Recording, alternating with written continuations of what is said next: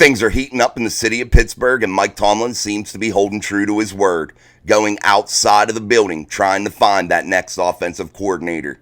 What about bringing back a free agent cornerback to the Pittsburgh Steelers? Welcome back to Mike Drop Sports, everybody. I'm Jason. Let's talk about what the Steelers have going on here today, Tuesday. I appreciate y'all for coming through. Let's talk about the Steelers first.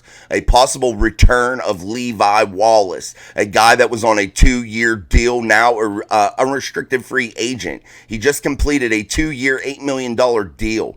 His numbers seem to be a little anemic. I like the interceptions at 6 interceptions, but only 12 pass breakups throughout his time in 2 years as the Pittsburgh Steelers cornerback.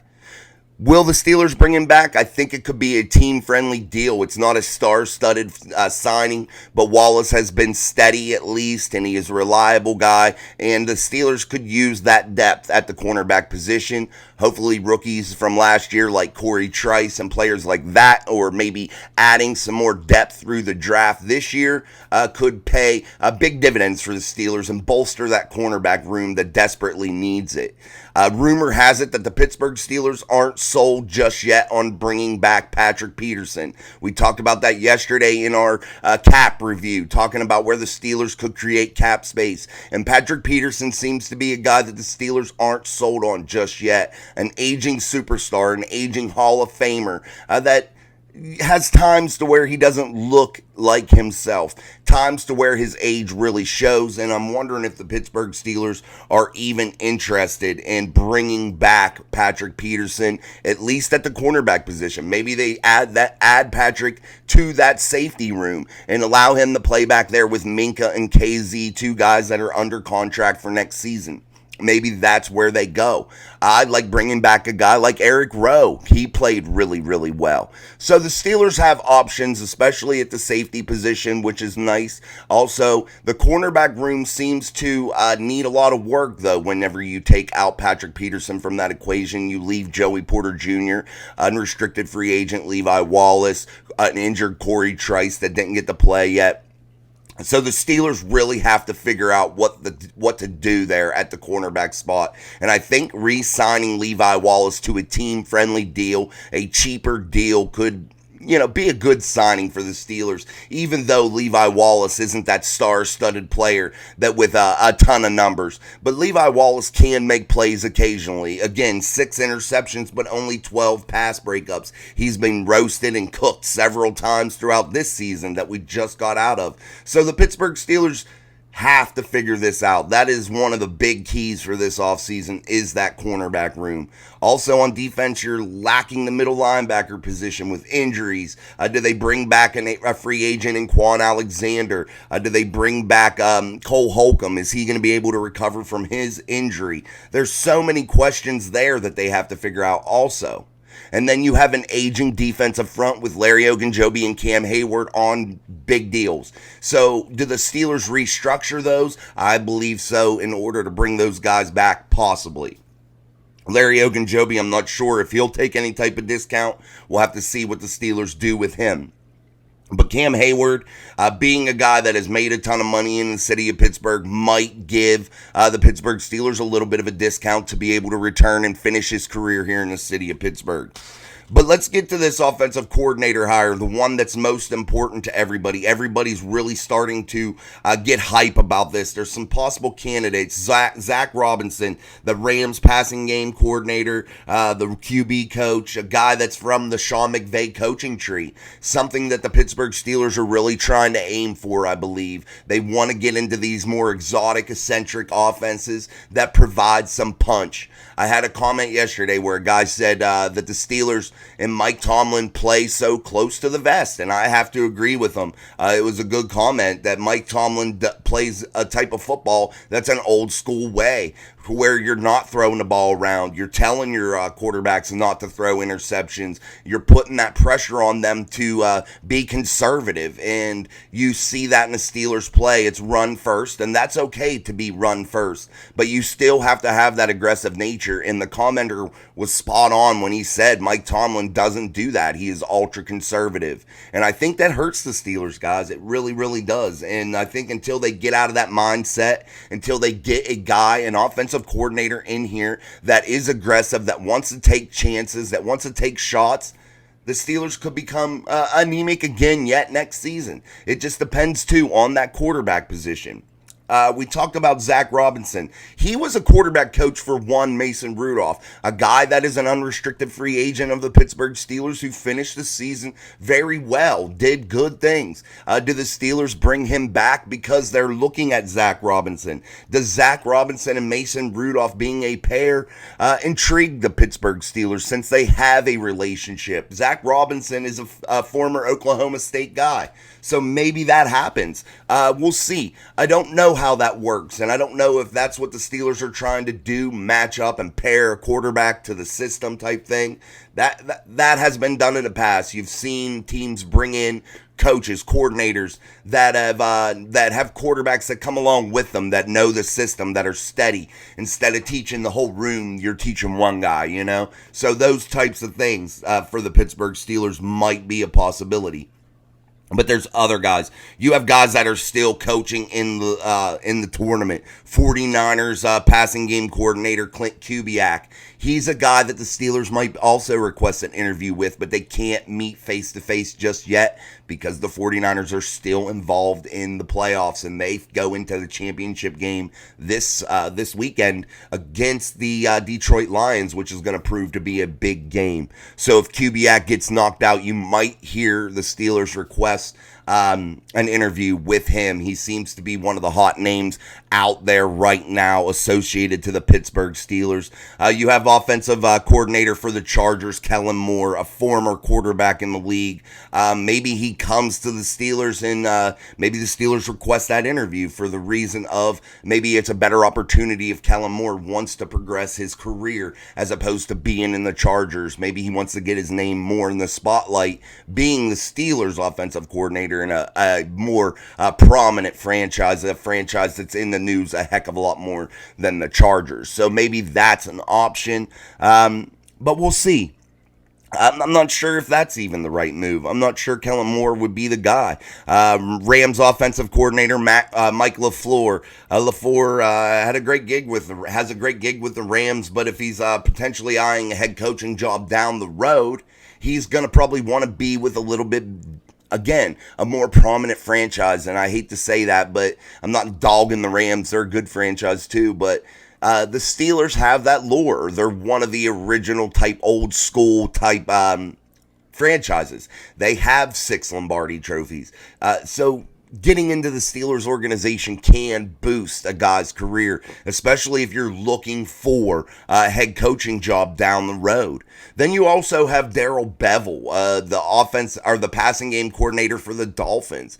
He's an intriguing guy to bring in. And Bevell has connections with the Steelers head coach Mike Tomlin from their time in Minnesota. And he's proven his worth in helping build some of the innovative passing concepts with the Dolphins, guys. So that's a big thing. And the Steelers need that eccentric way of passing. They need those motions. They need those route combinations. They need to be able to create a passing game that allows that offense to take the next step. And you're seeing a lot of passing game coordinators being brought up. But guys, that is the next step for them, for those guys, those coaches, those passing game coordinators. The next step is to go up to the offensive coordinator rank, because that's just the ladder. That's the tree they climb. And when you're dealing with the passing game concepts, you are dealing with the run game. You are dealing with the play calling. You're dealing with a lot because the pass game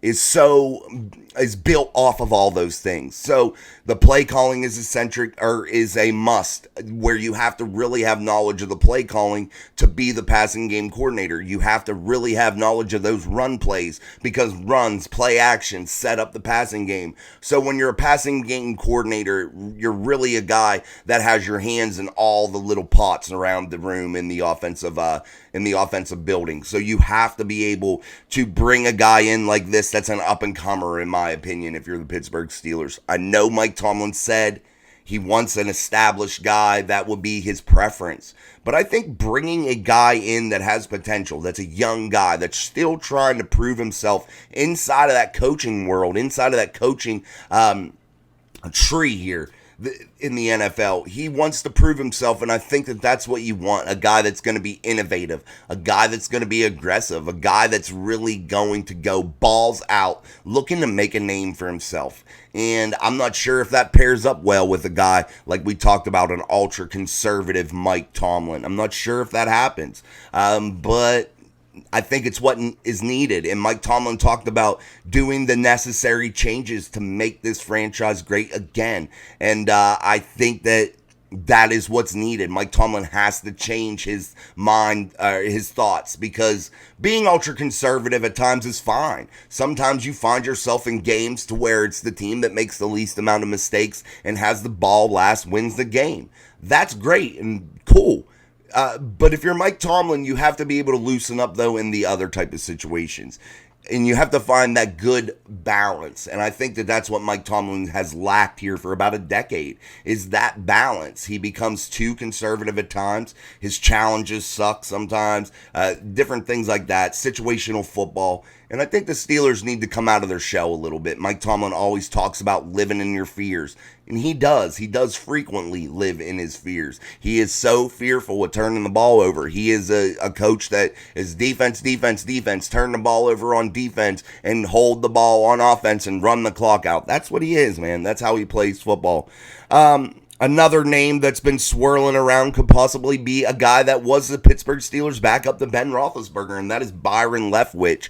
He's been begging almost for a job for a year from the Steelers. Do they bring him in and allow him to interview for this offensive coordinator position? A guy that was a quarterback in this league for a long time with the Jacksonville Jaguars, the Pittsburgh Steelers, played at a high level at times, a really tough guy. Does he have what it takes to be the next OC in Pittsburgh? Will they even interview him? But we'll see. I'm not sure if they're sold on Byron Leftwich, or otherwise I think they may have given him a chance when he was asking to come into the building, you know? That could have been a possibility. But hey, it is what it is with the Pittsburgh Steelers. There's some more news, guys. Again, the quarterback situation is going to be big, but I think Cameron Hayward taking a pay cut is going to be big news here soon when he renegotiates his contract. I think that could play a big role in him coming back, because I think he does want to finish his career. I did hear another rumor, which I think is stupid. Ron Cook, 93.7 The Fan, Pittsburgh Post-Gazette, wrote an article about he would be comfortable trading TJ Watt. And I'm not sure if I'm on board with that. The haul would be probably good. You would probably get some quality draft picks and really get some nice draft capital. But is it worth taking away a guy that when he is out, you're 1-11? The Steelers, yes, need to have another playmaker to match TJ Watt, another guy that creates a lot of splash.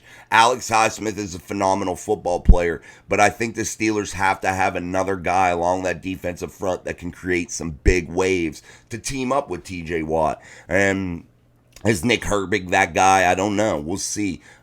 Is Alex Highsmith going to develop into more of that guy too? We'll see. But he does make some plays here. He does make some interceptions. So Alex Highsmith can get the job done. But I still think you need just that big name, that big splash type guy to match up with TJ Watt. And that would really make that defense a very tough one to play.